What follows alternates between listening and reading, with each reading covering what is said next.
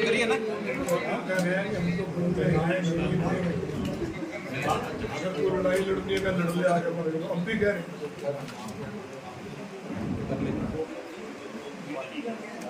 इस राज्य में सब पहली बार हो रहा है कि बीजेपी के राज्य में जो विधानसभा के सदस्य विपक्ष के एमएलए भी सुरक्षित नहीं है।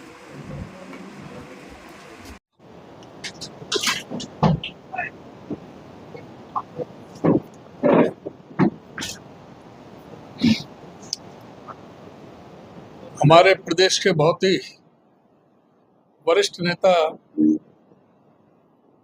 और यहाँ थानेसर से विधायक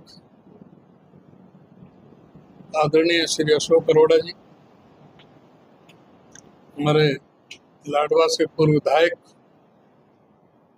आदरणीय चौधरी मेवा सिंह जी, हमारे पुंडी से पूर्व विधायक चौधरी सुल्तान सिंह जंडोला जी, आदरणीय श्री मायाराम जी शर्मा जी, और मेरे सभी प्रेस के, मीडिया के, प्रिंट मीडिया से सभी सम्मानित मीडिया के साथियों, आज एक विशेष प्रेस कॉन्फ्रेंस में आज आपको बुलाया है। तो जिस तरह से कल नगर परिषद की मीटिंग में हमारी पार्टी के वरिष्ठ नेता जो 5-5 बार के विधायक रहे, मंत्री रहे, स्पीकर रहे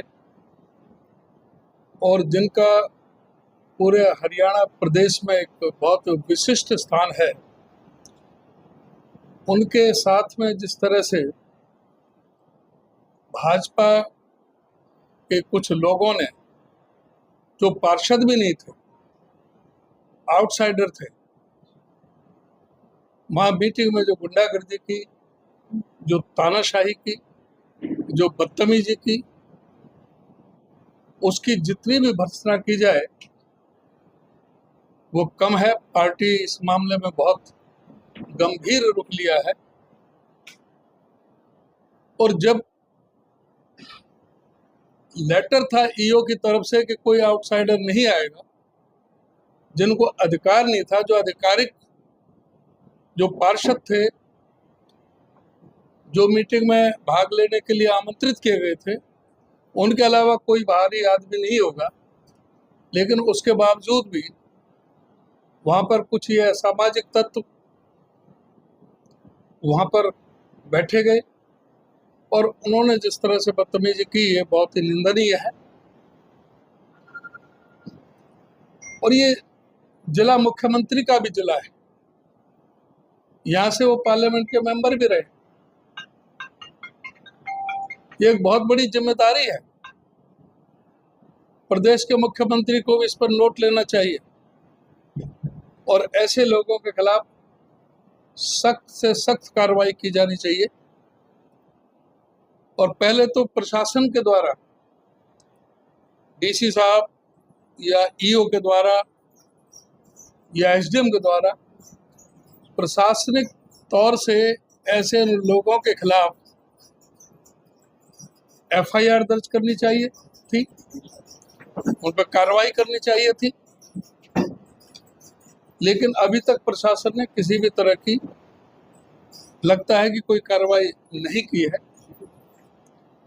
तो इसमें हम आज आए हैं, पार्टी बहुत गंभीर है कि अगर इस तरह की हरकतें नहीं रोकी गई और इसके लिए समुचित एक्शन नहीं लिया गया तो हम मजबूर होंगे इसके खिलाफ हम आंदोलन चलाएं, प्रोटेस्ट करने का गवर्नर से मिले। अभी हम सारी वो चीज़ हम बना रहे हैं स्ट्रेटेजी कि क्या क्या हम कार्रवाई करें, लेकिन ये बिल्कुल भी बर्दाश्त नहीं होगी। ये लोकतंत्र की हत्या है, प्रजातंत्र की हत्या है। ये संविधान के हिसाब से सारा जो कार्य है वो संविधान के हिसाब से चलेगा। गैर संवैधानिक अगर इस तरह से प्रजातंत्र की हत्या की गई तो बिल्कुल पार्टी बर्दाश्त नहीं करेगी।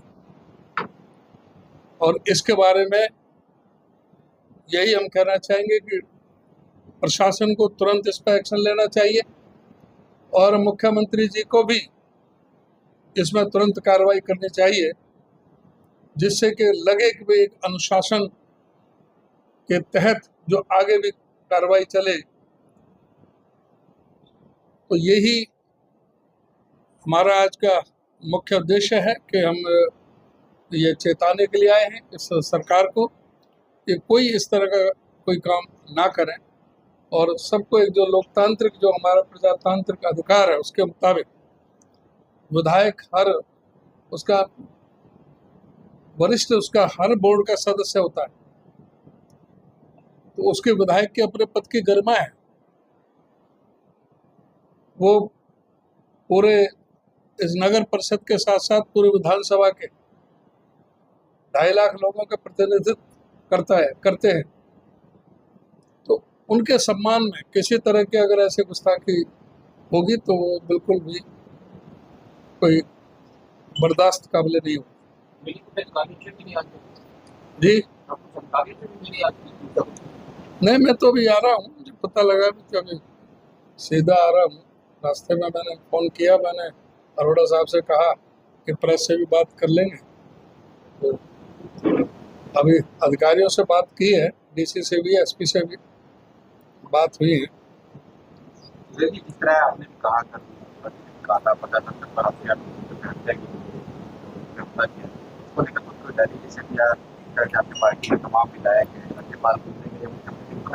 हाँ, ये कर सकते हैं, ये अभी बना रहे हैं और शायद अभी हम समय लेंगे।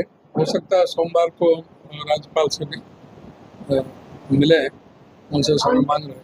वो जो नोटिस ने जारी किया था कि आउटसाइड में आएंगे, साथ ही साथ मीडिया को इससे बैन मिल रहा है, क्योंकि आज तक लोकसभा हो, विधानसभा हो, राज्यसभा सब मीडिया कवर करता है, तो मीडिया में भी पाबंदी लगाई आपकी जानकारी।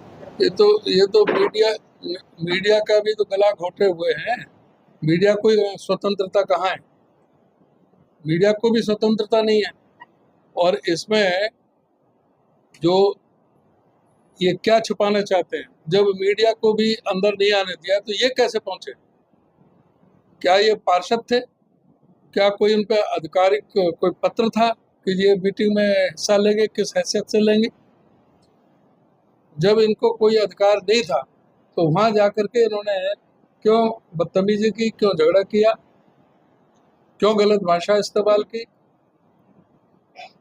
जब विधायक जी ने कहा ईओ से कि आपने लेटर जारी किया है, जो भी यहाँ आधिकारिक आदमी वो यहाँ पे बैठे और जो अनधिकृत व्यक्ति हैं वो उनसे कहें कि वो बाहर बैठ लें, बाद में जब मीटिंग खत्म हो जाए किसी को चेयरपर्सन से मिलना है तो उनसे मिल लें, और कोई काम है ईओ से मिलना है, किसी और से मिलना है तो मिल लेंगे, लेकिन मीटिंग में तो वही भाग ले सकेंगे जो उसके लिए अधिकृत है।